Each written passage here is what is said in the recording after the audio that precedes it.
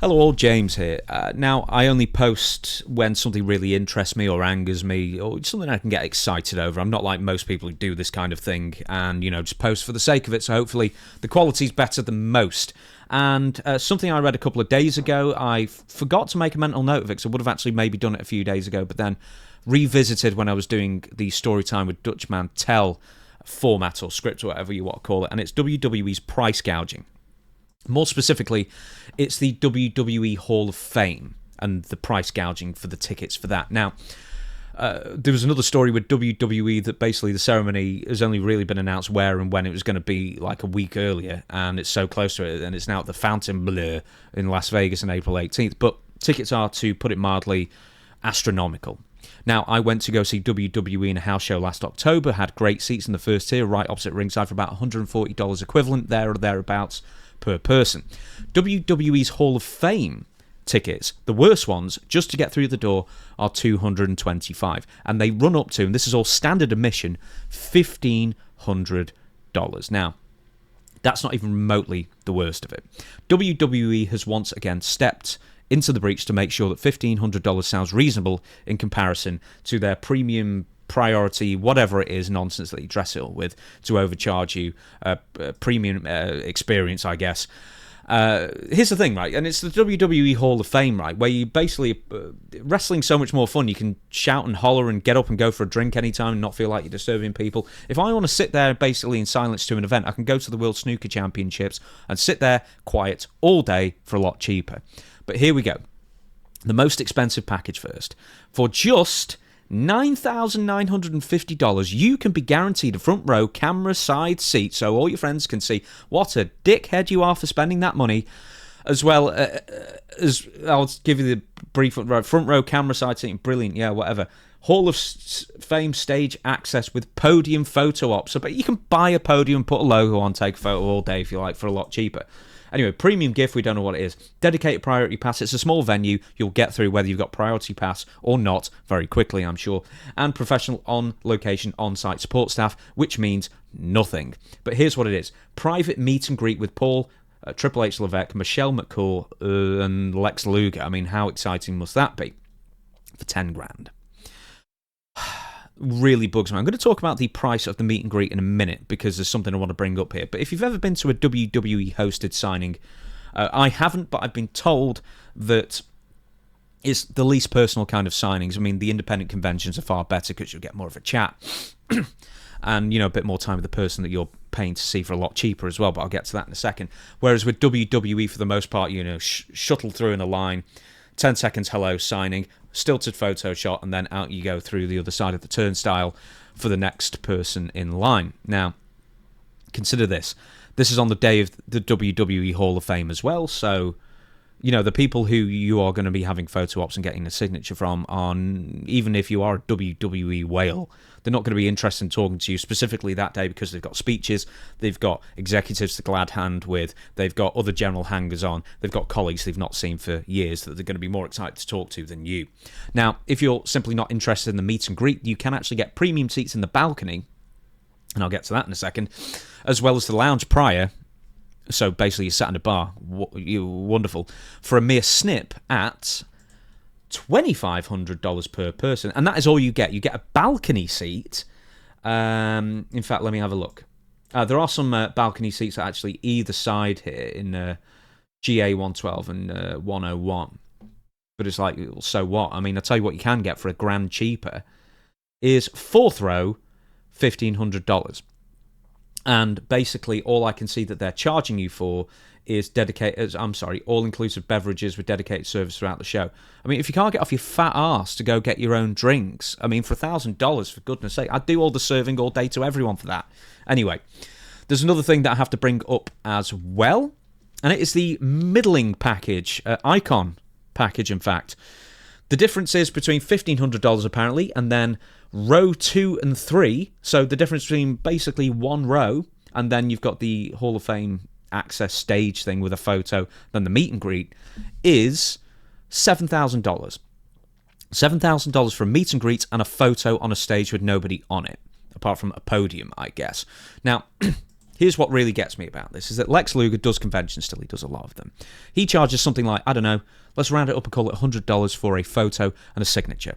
So what you're really paying for is a photo on a podium and a meet and greet with Triple H and Michelle McCool for an extra $6,900. That's basically what you're paying for that amount of money. It is an absolute embarrassment of how much that is. And then, if you're really desperate, let's go back one more time to the $10,000 package. I mean, what is that, like over 8,000, 8,400 or something? I can't do the maths that quickly.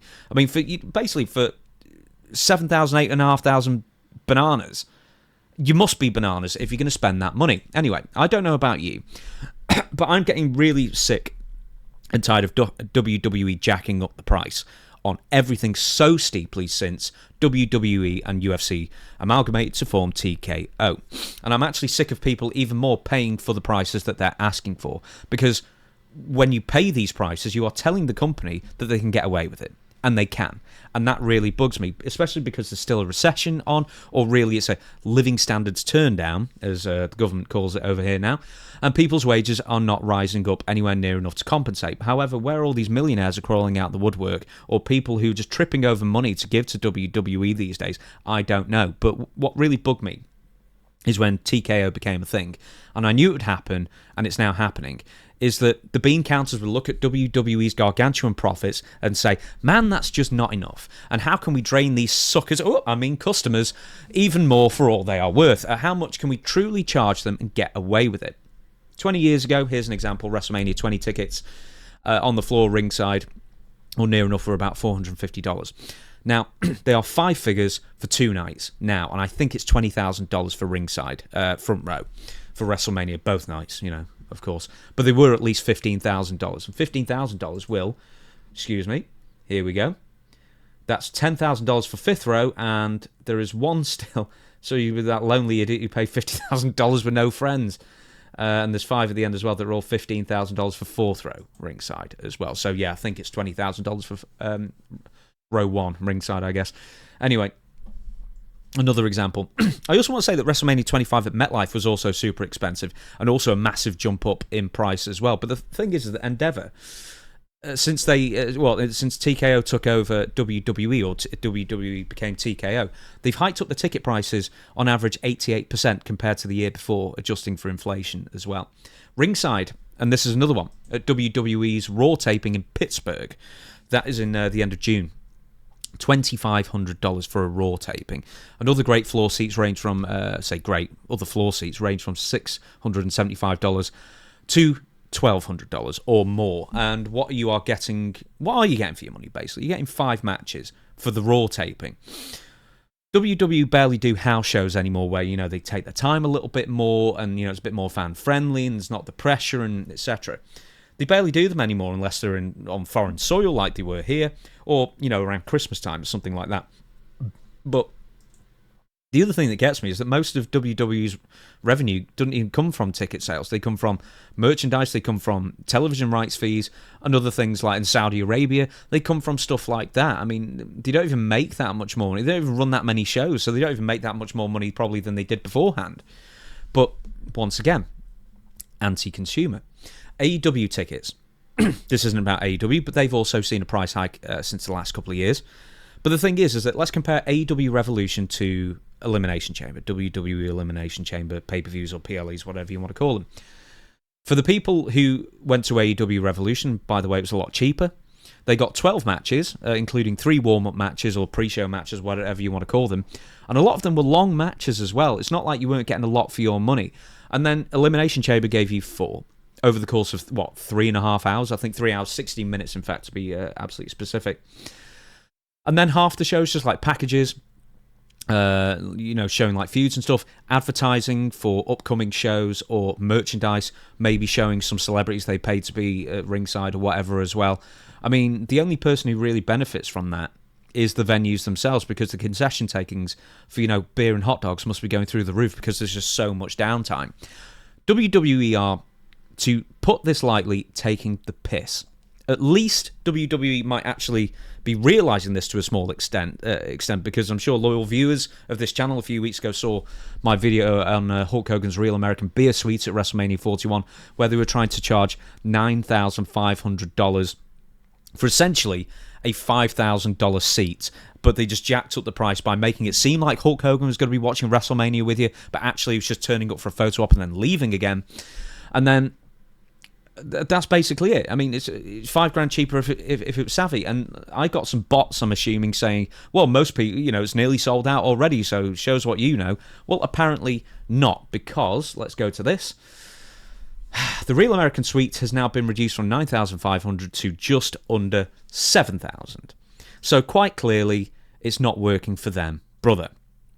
And that actually pleases me that, there aren't enough suckers out there to pay for that. And hopefully a couple of people who are maybe considering it and watch my video actually, we're not getting anywhere near as much value for our money as we thought. They dressed it up as something and it turned out to be, even though they say in the small print, something else. But, if you're not going to be that attentive, I guess, that you just buy it, and if you had the money, you just buy it without really reading too much. But WWE, if it ever was, is not pro-fan.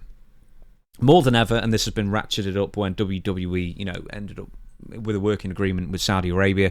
WWE is pro-profit, and they're a business. Of course, they should be. They've got shareholders. They should be pro-profit. But there's got to be a fine balance. I mean, they are not a family-owned and operated business anymore, I understand. They haven't been since 1999, by the way. But it's just, ever since TKO took over, it's sucking the soul. And WWE, had the soul sucked out of them for many, many years beforehand anyway. But, I mean, TKO is just so corporate and just so bottom line and stuff like that. And so, only interested in the shareholders and how much money they can put into their own pockets, the rich executives in WWE, who see WWE as nothing more than an investment rather than, having a passion for the company and the business. Maybe nothing's changed. It's just more overt now than ever that WWE is the most anti-consumer that has ever been, with the WrestleMania tickets, with these bludgeoning prices they're trying to get for every single show that they run. And once again, as I say, what bugs me the most is that people are still paying for it and pricing most honest people out of a family day out going to watch the wrestling, because even like half-decent seats for an average show, you can very, very easily find a family for paying $2,000 to go for a family day out. And it's just so anti-consumer, and WWE don't even need to do this, and they do. And that's what really annoys me. Anyway, like, comment, subscribe if you would, and I'll see you for the next video.